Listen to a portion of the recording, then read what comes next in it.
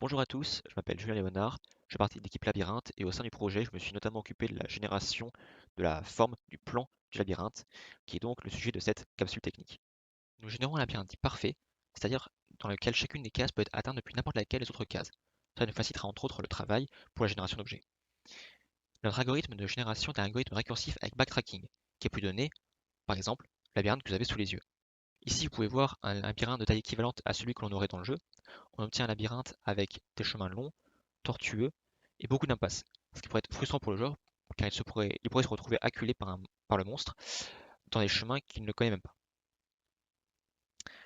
Nous voulons donc changer la forme de ce labyrinthe pour imposer trois sections qui seraient séparées par des énigmes, les sections étant elles-mêmes subdivisées, et le passage entre subdivisions nécessitant de passer par une case spécifique sur laquelle il y aurait une porte. Pour cela, on va réaliser plusieurs passes. La première va consister à la suppression de chemins inutiles en bloquant certains emplacements lors de la génération du labyrinthe.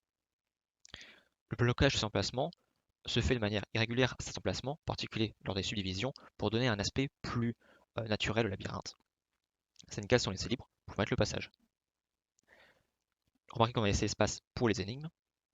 La passe suivante consiste à la suppression d'impasses lorsque celle-ci pourrait déboucher directement sur un chemin. Enfin, on supprime les liens superflus qu'il y avait entre les grandes divisions, tout simplement car ces liens étaient là uniquement pour que l'algorithme de génération labyrinthe se produise bien. Ensuite, on va ajouter les salles, et nous obtenons donc ce résultat avec en plus l'outil debug affiché. Cet outil debug est utile car il permet de voir les liens entre les cellules et donc d'assurer que notre travail est bien fait, que l'algorithme s'est bien réalisé, mais il sera également utile pour visualiser le graphe qui sera utilisé par Oscar dans la génération procédurale d'objets, qui fait d'ailleurs le sujet d'une capsule technique que je vous invite directement à aller voir. Merci à vous.